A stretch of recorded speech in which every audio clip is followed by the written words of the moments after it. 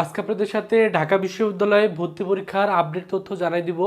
ঢাকা বিশ্ববিদ্যালয়ে ভর্তি পরীক্ষার ক ইউনিটের যে পরীক্ষাটা, সেই পরীক্ষাটা কিন্তু স্থগিত ঘোষণা করা হয়েছে। তো এটা নিয়েই কিন্তু আজকের আমরা এই ভিডিওতে আলোচনা করব।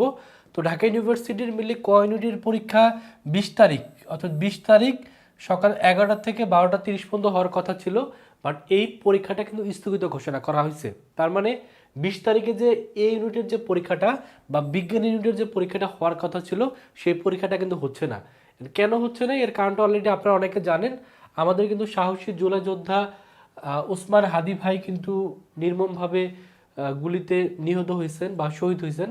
তো হাদি ভাইয়ের স্মরণে এবং 24-এর গণ অভ্যুত্থানে যত সকল শহীদ যোদ্ধাদের স্মরণে কিন্তু 20 তারিখে মেনলি শনিবার পুরো বাংলাদেশে শোক পালন করার জন্য কিন্তু নির্দেশনা সরকার থেকে দেওয়া হয়েছে।